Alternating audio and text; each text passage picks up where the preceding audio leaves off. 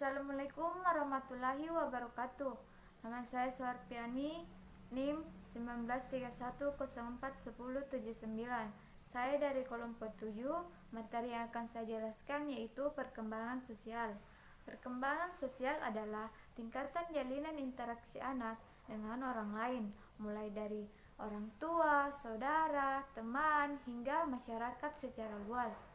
Ciri-ciri perkembangan sosial kanak-kanak sampai remaja ada 6. Yang pertama, makna perkembangan sosial, di mana dalam makna perkembangan sosial terdapat 3 proses, yaitu berperilaku dapat diterima secara sosial, memainkan peran di lingkungan sosialnya, dan memiliki sikap yang positif terhadap kelompok sosialnya.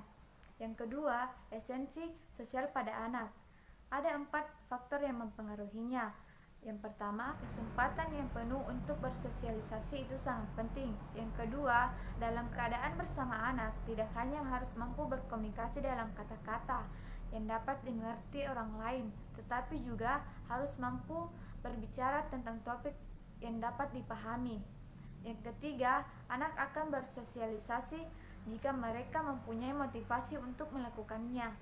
Yang keempat, metode belajar yang efektif dengan bimbingan yang tepat itu sangat penting.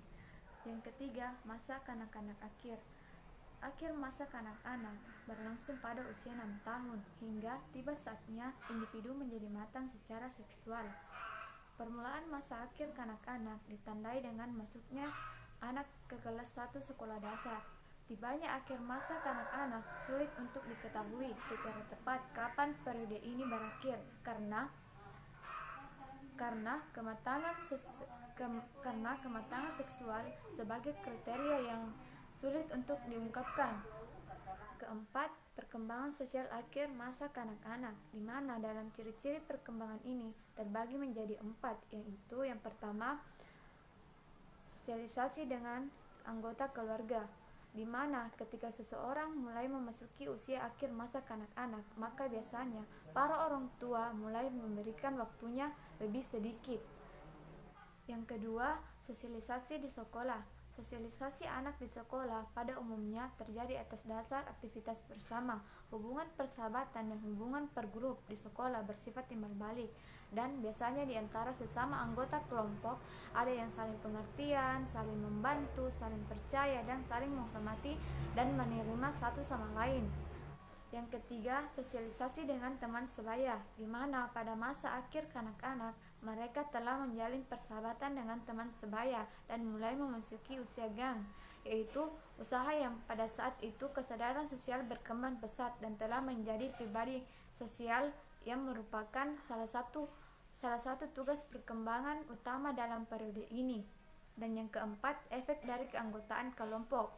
Keanggotaan kelompok dapat menimbulkan akibat yang kurang baik pada anak. Di antaranya adalah seringkali bersikap kejam terhadap anak-anak yang tidak dianggap sebagai anggota gengnya. Ciri-ciri perkembangan sosial yang kelima yaitu remaja awal. Masa remaja awal atau masa pubertas adalah periode yang unik. Usia remaja awal ini berkisar antara 12 hingga 14 tahun. Yang terakhir, perkembangan sosial pada remaja. Perkembangan sosial pada masa pubertas dapat dilihat dari 2 ciri khas, yaitu mulai terbentuknya teman sebaya dan mulai memisahkan diri dari orang tua. Nah, adapun faktor yang mempengaruhi perkembangan sosial anak, yaitu usia kronologis dan usia mental anak, kematangan anak, urutan anak, jenis kelamin, keadaan sosial ekonomi, pendidikan, kepribadian anak, dan keluarga. Mungkin itu saja yang dapat saya jelaskan. Kurang dan lebihnya mohon dimaafkan. Assalamualaikum warahmatullahi wabarakatuh. Bismillahirrahmanirrahim. Assalamualaikum warahmatullahi wabarakatuh. Saya selaku Kakak Suharpiani ingin menyampaikan sedikit kesan dan pesan mengenai adanya kuliah secara online atau daring. Sejak adanya kebijakan kuliah secara online diputuskan untuk mengurangi penyebaran COVID-19. Maka dari itu kami diharuskan tetap di rumah saja, makanya diadakannya kuliah secara online. Tapi menurut saya cukup kesulitan bagi sebagian mahasiswa karena terkendala dengan jaringan internet yang lelet, apalagi mahasiswa yang ada di daerah-daerah pedalaman. Adapun materi yang diberikan oleh dosen membuatnya terkadang gagal fokus atau gagal paham.